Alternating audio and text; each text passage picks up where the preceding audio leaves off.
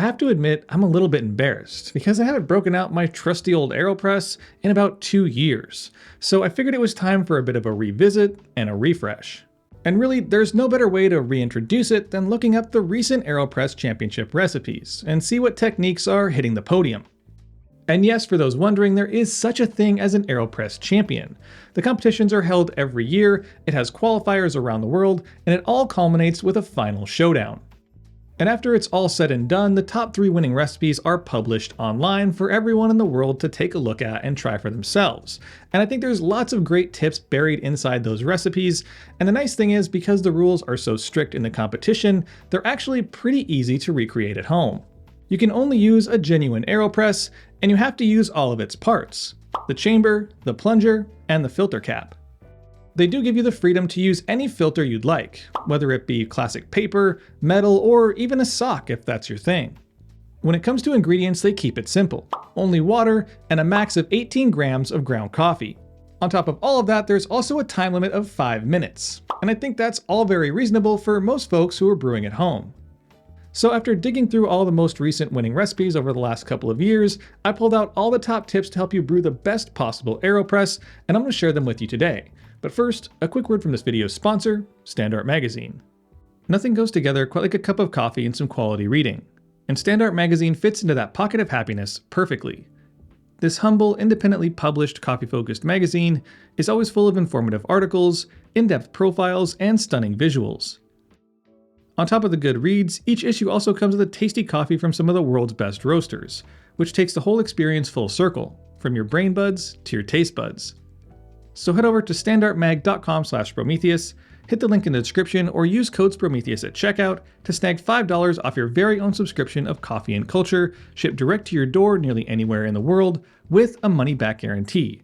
Now that's what we call a win-win-win.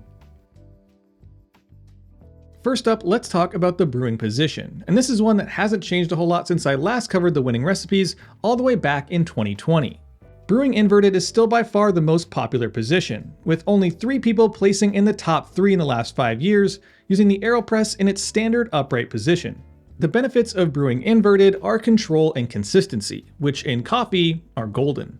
When set up this way, as you add water, you're able to accurately time, agitate, and manipulate your brew. But when brewing upright, the water will begin to drain through almost immediately, adding an uncontrolled variable leading to possible inconsistencies in the final cup. Prior to the rule changes in 2021, the max batch size was 35 grams, and if you look back into those years prior to the change, a lot of the recipes were using about up to and right up against that 35 gram mark. But as many pointed out to the WAC, just as viewers did in my original lessons video, that's a lot of coffee, making it expensive and not all that sustainable. So in response, they dropped the max dose down to 18 grams, which is more in line with most other brewing methods that produce a similar amount of coffee. So it's a solid starting point when brewing for one. Since I last checked the winning recipes, many of them were pretty solidly on the coarser end of the spectrum, and that has more or less stayed the same. And I know that the traditional AeroPress instructions recommend more of a fine grind, but I think there are some reasons a coarser grind is part of most winning recipes. For one, it means that the water will run faster through the puck, and this will result in a more even flow rate through the grinds, as well as a more even and consistent extraction. And remember that faster flow rate won't be an issue if you're brewing inverted. Number 2, a coarser grind can reduce the presence of fines, leading to a cleaner cup of coffee, which seems to be what the judges tend to prefer because the 2023 champion Jibby Little sifted out the fines prior to brewing their winning cup. There's a lot of science behind water chemistry, but considering that there was a variety of water choices made for the WAC, it's a good indication that it's not a one-size-fits-all kind of thing. You can of course go the route of choosing additives. Some competitors even decided to mix and match.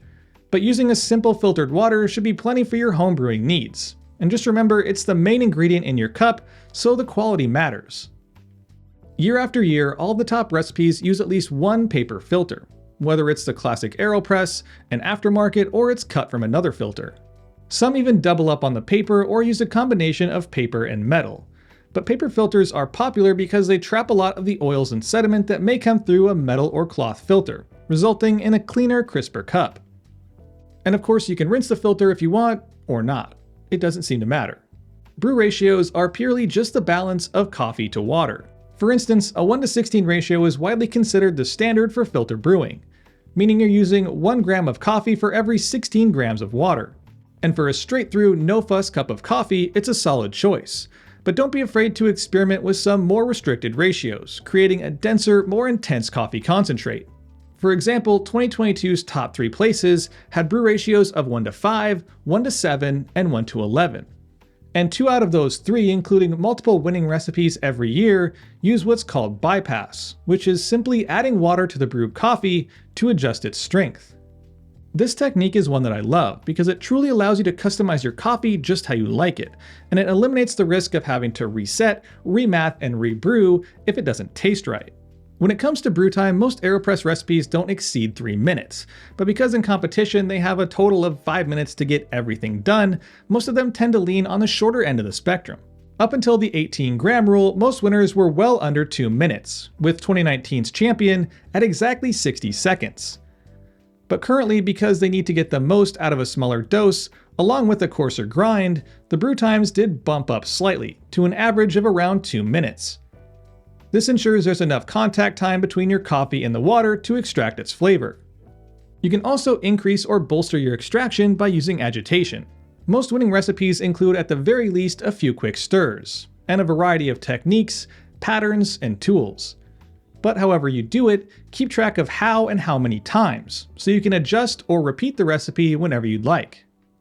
Last, but certainly not least, the press. I know it can be hard to resist the urge to muscle it down, but just like every other step of the process, this one is just as methodical. All 3 of last year's podium winners do a slow, gentle press that lasts at least 30 seconds, which ensures the water is passing through the coffee evenly and you aren't causing channeling that can negatively affect your brew.